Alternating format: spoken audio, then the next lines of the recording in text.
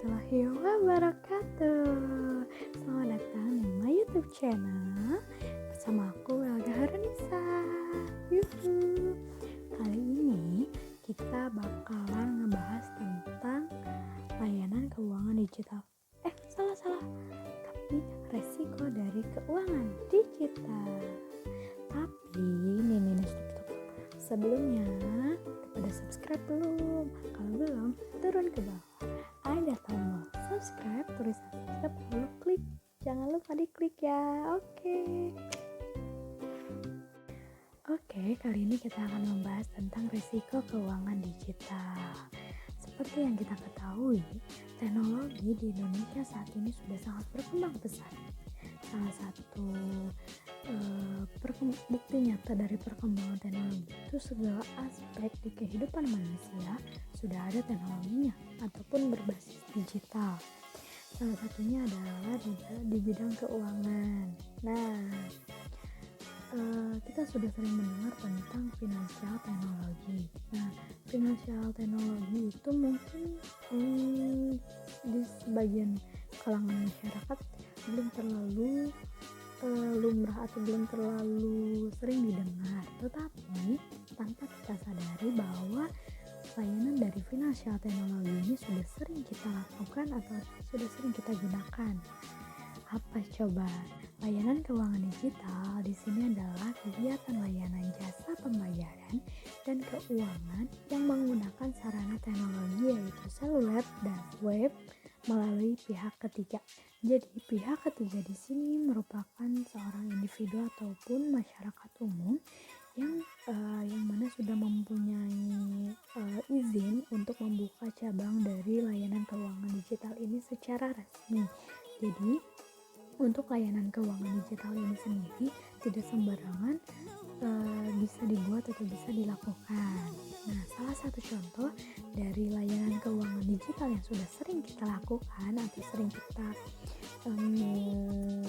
gunakan yaitu misalnya seperti GoPay, OVO, Dana, Link Aja, dan masih banyak yang lainnya. Dengan adanya layanan keuangan digital ini sangat membantu kegiatan manusia itu sendiri. Salah satunya adalah dalam proses transaksi pembayaran. Tujuan dari layanan keuangan digital adalah untuk mengembangkan keuangan inklusif masyarakat Indonesia serta membantu penyaluran dana pemerintah supaya lebih efektif. Manfaat dari layanan keuangan digital adalah mempermudah kita dalam melakukan sebuah transaksi. Dan selain mempermudah, kita juga bisa melakukan transaksi pembayaran dimanapun dan kapanpun. Yang kedua, kita tidak perlu membutuhkan waktu yang banyak untuk melakukan transaksi atau pembayaran. Yang ketiga adalah pengembalian uang dilakukan secara utuh. Selain adanya manfaat dalam layanan keuangan digital, ada juga beberapa resiko dari keuangan digital. Salah satunya adalah resiko dari cybercrime. Cybercrime di sini adalah merupakan sebuah kejahatan di dunia maya yang sangat rentan dilakukan oleh pihak yang tidak bertanggung jawab. Seperti yang kita ketahui bahwa layanan keuangan digital ini menyimpan data-data pribadi kita, misalnya nama, alamat rumah, serta lain sebagainya disimpan dalam sebuah data atau big data yang mana ketika cybercrime itu terjadi, maka data itu sangat rentan diretas atau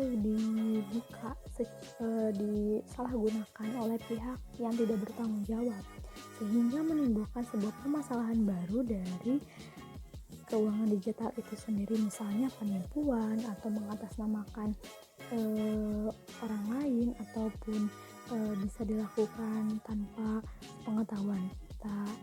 Jadi resiko dari cybercrime ini sangat-sangat perlu diperhatikan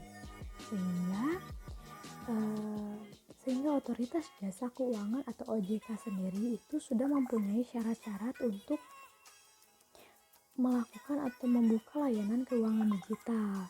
Jadi tidak sembarangan bisa mengeluarkan layanan keuangan digital itu. Yang kedua yaitu resiko gagal bayar. Kenapa ada resiko dari gagal bayar sendiri? Karena kita menggunakan aplikasi. Tentunya aplikasi atau sebuah sistem itu bisa mengalami kerusakan ataupun adanya kendala, misalnya susah sinyal ataupun transaksi atau sistemnya itu sedang error atau sedang sedang masa perbaikan, maka kita bisa saja gagal untuk proses pembayaran tersebut. Yang ketiga adalah resiko dari pencucian dana dan aksi terorisme. Dengan adanya fintech, maka kejahatan di dunia maya ini bisa saja dilakukan secara lebih mudah dalam penyalahgunaan. Misalnya, pendanaan aksi terorisme mengatasnamakan kita. Jadi, resiko tersebut tidak hanya dirasakan oleh para pengguna fintech saja, tetapi pemilik fintechnya itu sendiri, bahkan negara pun bisa saja mengalami resiko tersebut. Dalam mengatasi resiko tersebut, Bank Indonesia juga menetapkan persyaratan atau syarat-syarat dalam menciptakan sebuah layanan keuangan digital di Indonesia. Yang pertama adalah harus memiliki institusi yang berada di Indonesia. Yang kedua adalah segala jenis transaksi yang dilakukan dalam aplikasi atau layanan keuangan digital itu harus menggunakan mata uang rupiah. Dan yang ketiga, segala dana yang dilakukan harus disimpan di perbankan. Sekian materi yang bisa saya sampaikan mengenai tentang resiko dari keuangan digital. Mohon maaf bila masih ada kekurangan. Jangan lupa di like, comment, and subscribe. Oke, dadah. Assalamualaikum warahmatullahi wabarakatuh. Jadi resiko tersebut tidak hanya dilakukan. Yang ketiga adalah resiko dari pencucian dana dan aksi terorisme. Jadi, layanan keuangan digital adalah merupakan sebuah layanan pembayaran jasa yang mana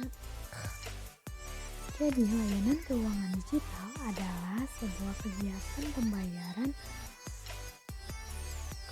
Jadi, layanan keuangan digital